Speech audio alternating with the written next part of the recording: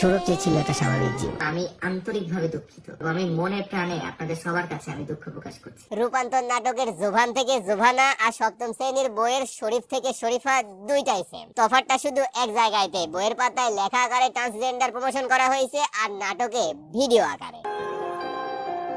আসসালামু আলাইকুম, this is Farabi. নামাজ বাদ দিও না বন্ধু, এপারের চেয়ে ওপারের জীবন বেশি সুন্দর। গত কয়েকদিন আগে মানে এবারের ঈদে আমাদের ছোট পর্দার সব থেকে জনপ্রিয় নায়ক ফারহান আহমেদ জোবান, গরিবের সালমান খান এবং বর্তমান সময়ে সকল মেয়েদের কিরাস রূপান্তর নামে একটা নাটকে অভিনয় করছে, যে নাটকে ইনডাইরেক্টলি না একেবারে ডিরেক্টলি ট্রান্সজেন্ডার প্রমোশন করা হয়েছে, যেখানে ট্রান্সজেন্ডার জিনিসটাই ইসলামে সম্পূর্ণ হারাম। যার জন্য নাটকটা ইউটিউবে আপলোড দেওয়ার সাথে সাথে যে কয়জনা মানুষই দেখছে তারাই এমন ভাবে প্রতিবাদ করছে যে এখন এই নাটকের নায়ক থেকে শুরু করে পরিচালক সবাই তোপের মুখে। আর শুধু নায়ক বা পরিচালক না, এই নাটকের সাথে জড়িত স্পন্সর ওয়ালটনকেও মানুষ ছেড়ে দেয় নাই। বয়কটের ডাক দেওয়ায় ওয়ালটনের কর্তৃপক্ষ নিজে থেকে আইসা বিবৃতি দিছে যে এটা সম্পর্কে নাকি তাদের কোনো ধারণাই ছিল না, এটা সম্পূর্ণই নাকি অ্যাড কোম্পানির উপর ডিপেন্ড করে, তাই তারা অ্যাড কোম্পানির নামে আইনি নোটিশ পাঠাইছে। দেখছেন তো, এই বয়কট শুধুমাত্র একটা মানুষকে না, পুরো কোম্পানির আলাদা। আর আপনারা এই বয়কট নিয়ে বলেন বয়কট করে নাকি এই হবে না সেই হবে না। কোক বয়কট করে কি হয়েছে একবার দেখছেন তো? মানুষ এখন ওইটার দিকে ঘুরেও তাকায় না। তাই আমরা চেষ্টা করব কোক, 7 আপ থেকে শুরু করে ওদের যেগুলো পণ্য আছে সবগুলাকে বয়কট করে আমাদের দেশীয় পণ্য কিনে কিনে খাইতে।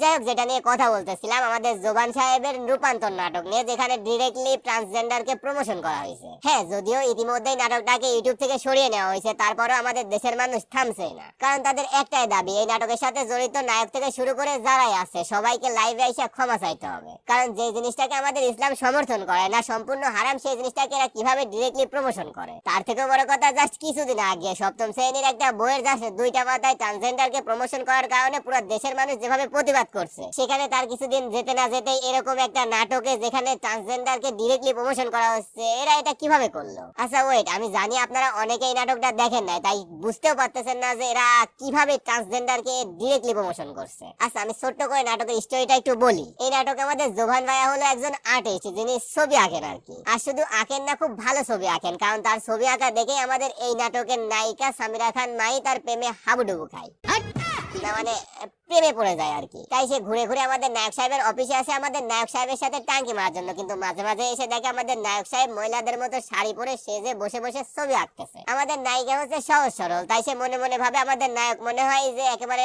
ছবির ক্যারেক্টারে ঢুকে যাওয়ার জন্য এভাবে মহিলার গেটআপ টেটআপ সেজে ছবি আঁকতে বসছে। কিন্তু ঘটনাটা উল্টো, আমাদের নায়ক সাহেব ছবি আঁকার জন্য না, আমাদের নায়ক সাহেব তো মনে মনে ফিল করে সে একজন ছেলে না মেয়ে। কিন্তু এটা তো আমাদের নায়িকা বুঝে নাই, তাই সে বারবার ছুটে আসে আমাদের নায়ক সাহেবের কাছে টাঙ্কি মারার জন্য। কিন্তু আমাদের নায়ক পাত্তাই দেয় না, কারণ তার তো মেয়ে পছন্দ না। কিন্তু এই ইগনোর বা রিজেক্ট বিষয়টা আমাদের নায়িকা মেনে নিতে পারতেছিল না, কারণ সে অলরেডি আমাদের নায়ক সাহেবের প্রেমে হাবুডুবু খাচ্ছিল। তাই সে তার ভাইয়ারে বলে সে নায়ক সাহেবরে বিয়ে করবে, এই জন্য সে তার ভাইয়ারে তার নায়কের কাছে পাঠায়। কিন্তু আমাদের নায়ক সাহেব তাতেও কোনো ঘাড় মাথা নাড়ায় না। তবে আমাদের নায়িকার ভাই অতিরিক্ত প্রেশার দেওয়ায় সে আমাদের নায়ক সাহেব তার একজন ডাক্তারের ঠিকানা দেয় যে আপনি আমার ডাক্তারের কাছে যাই জিজ্ঞেস করেন, সেই সব অ্যান্সার দিয়ে দিবে। আমি কেন রাজি হচ্ছি না। পরে আমাদের নায়িকার ভাই সেই ডাক্তারের কাছে যায় এবং জানতে পারে যে আমাদের নায়ক সাহেব উপরে উপরে একজন ছেলে হলেও ভিতরে ভিতরে আসলে একজন মেয়ে, মানে হরমোনাল ডিসঅর্ডার না কি জানি একটা বলে এই ট্রান্সজেন্ডার জিনিসটাকে নাটকে একেবারে ডিরেক্টলি প্রমোশন করে দিছে। তবে যাই বলেন, জোবানকে কিন্তু মেয়ে সেজে ভালোই লাগতেছিল।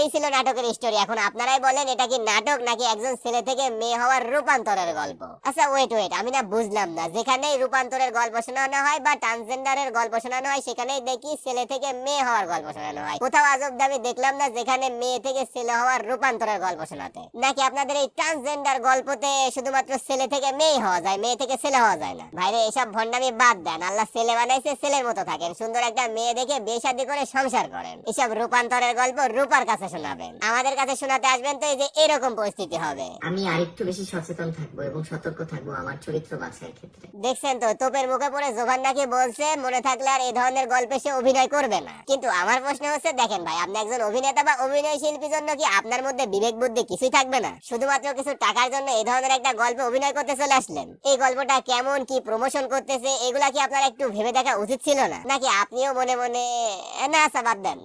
আপনি হলেন এই সময়ের সব থেকে জনপ্রিয় একজন অভিনেতা। আপনার অভিনয় সবাই পছন্দ করে, আপনাকে সবাই পছন্দ করে, এমনকি আপনার নাটককেও সবাই খুবই পছন্দ করে। আপনার মতো একজন মানুষের থেকে এই ধরনের একটা গল্প অভিনয় করা সত্যি সত্যি এটা আমরা কখনোই আশা করিনি। এটার জন্য আমি আন্তরিকভাবে দুঃখিত এবং আমি মনে প্রাণে আপনাদের সবার কাছে আমি দুঃখ প্রকাশ করছি। যাই হোক, একটা ভুল করে ফেলছেন এবং ভুল স্বীকার করছেন। আশা করবো নেক্সট টাইম এরকম ভুল আর করবেন না, কারণ আপনি যেটা করছেন সেটা সত্যি খুবই খারাপ একটা কাজ। কারণ এটা এমন একটা জিনিস যেটা ইসলামে সম্পূর্ণ হারাম। শুধু একটাই রিকোয়েস্ট, আমার উপর কোনো কষ্ট রাখবেন না। তো গাইজ, এই ছিল আমাদের জোবান থেকে জোবানা হওয়ার রূপান্তরের গল্প। কেমন লাগলো এটা জানতে চাইবো না, কারণ ভালো লাগার প্রশ্নই ওঠে না। আমি জাস্ট বলতে চাই শুধুমাত্র এই গল্পের ক্ষেত্রে না, আমাদের সমাজে যারাই ট্রান্সজেন্ডারকে প্রতিষ্ঠা করতে চাইবে বা প্রমোশন করতে চাইবে তাদের বিরুদ্ধেই আমাদের প্রতিবাদ করতে হবে এবং বুঝিয়ে দিতে হবে এইসব জিনিস আমাদের মাঝে ঢোকাতে আসলে আমরা ঠিক কি করতে পারি। এখন সেটা জোবান হোক বা যত বড় পর্যায়ের লোকই হোক বা যে কেউ হোক না কেন, যেটাকে ইসলাম সমর্থন করে না সেটাকে আমরাও সমর্থন করি না। তো এই পর্যন্তই। আমার ভিডিওটা কেমন লাগলো কমেন্ট করে জানাবেন, ভালো লাগলে একটা লাইক মেরে দিবেন, আর না লাগলে দিস চ্যানেলে যতটা ইম্পর্টেন্ট আছে সাবস্ক্রাইব করা লাগবে। ভিডিওটা দেখছেন এতটুকু না, তবে নামটা মনে রাখেন, ফারাবি।